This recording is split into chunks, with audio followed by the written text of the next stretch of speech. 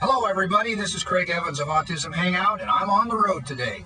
I'm headed to a luncheon where I'm going to hear about the hearing and service dogs of Minnesota. Now, if you've been following the news, there's a lot of news lately about dogs being used with kids with autism. So the fact that I've got one right here in my backyard and I got a personal invitation from a friend of mine to attend, besides that I get a free lunch, I thought I better check it out. So stay tuned, I'll tell you about my findings.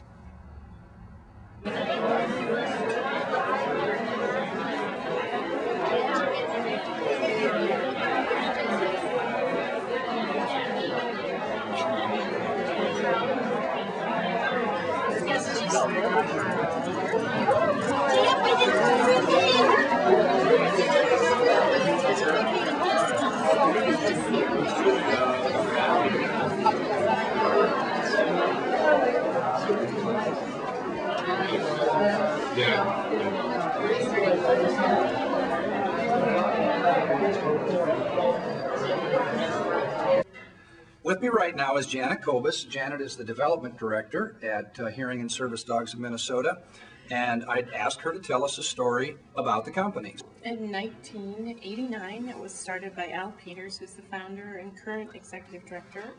He was living in Chicago and doing I think insurance sales, and he really wanted to give back to the community. So his wife, I believe, read an article about hearing dogs. And I'm not sure how he moved to Minnesota, but when he came to Minnesota, he found out that there was a great need for hearing dogs in the community. There were other assistance dogs agencies in the United States, but none really accessible for Minnesota residents. So he started that.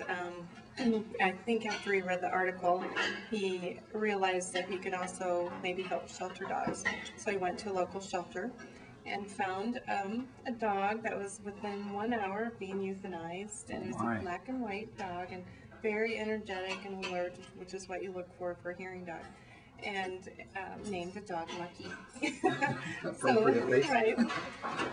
I've got the good fortune this afternoon to be able to sit down with the founder and the executive director of Hearing and Service Dogs of Minnesota. I'd like you to meet Al Peters, and I've got a bunch of questions for Al. But I'm going to have him tell a little bit of his story because, like most people that are involved in a special needs service, he came about this business through a personal conviction of his own. One of the things I learned in sitting here today is that he started this business 20 years ago when he was 35, which of course still makes him a young man today.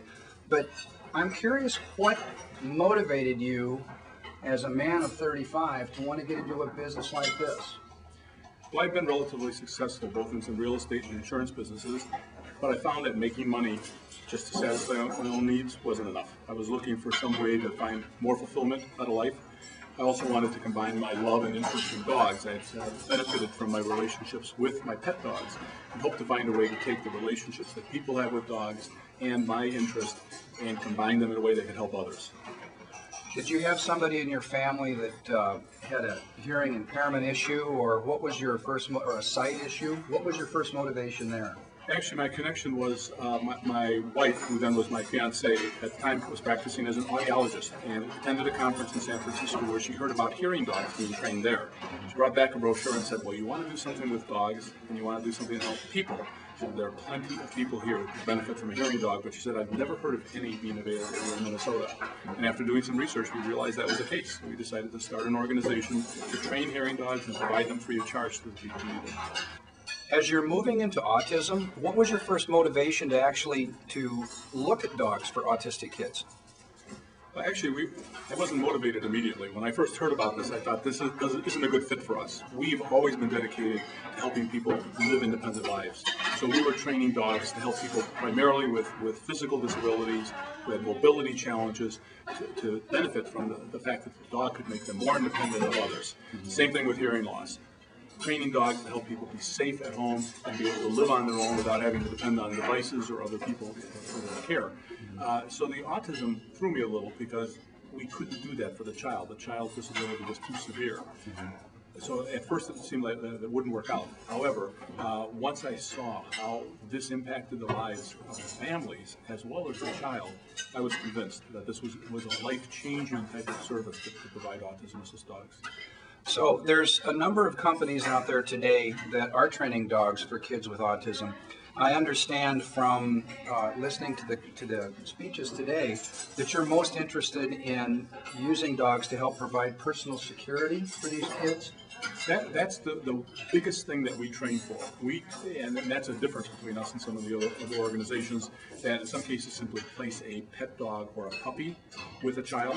The child certainly benefits from having an animal in their home, but that dog could be a dog from an animal shelter or a pet dog of any kind. What we do is we train the dogs to, on command, sit down or lay down and not let that child go into a dangerous situation. Parents of kids with autism are petrified that the child is going to get away from them and run into traffic and be dead just like that. With the dogs, tether the dog and the child together. So if the child does run to something or away from, because we're not always sure why they do it, but if they bolt away, the dog will resist that and not let them go into a dangerous situation. And that's the critical piece that we train for. Beyond that, we're picking dogs that are calm and are willing to take some of the confusion that may come with that child with autistic behaviors so that the dog doesn't run away and hide from the child. So the relationship develops. We also have a variety of systems to make sure that it develops so that the child and the dog get closer and closer over time, increasing the bond. And that bond has become critical in making the child comfortable in going into public situations and engaging strangers. You may have seen on the video today the discussion of the child who now introduces his dog to other people that he meets when before he was afraid of public contact. And that's a huge change socially and a huge developmental change for this child as he's growing up. Have you found in most situations where the child with autism has bonded to the dog? There are reports, anecdotal reports, that kids with autism have a closer affinity with animals. Have you found that to be the same? I was skeptical of that, and as I've seen these first 8 teams that we graduated that happen, I'm now of the opinion that there is something there. There's something more that happens. In fact, you probably, again, on the video this morning, saw one of the moms say, I don't know what it is, I don't know why it happens, but there's something special that happens. And I do believe that they may be on the same wavelength, and a wavelength that doesn't have anything to do with verbal communication. Mm-hmm. A couple things I want to say about this particular program is that was the percentage 50% of the dogs come from pounds?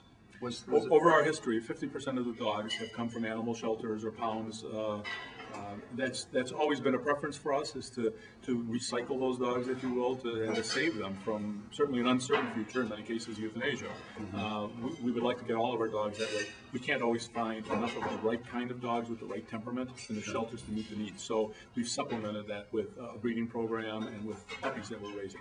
And it would cost, from the time you find a puppy till the puppy has come back from its training, its foster home, until it meets up with the team, what is the cost that you incur per dog?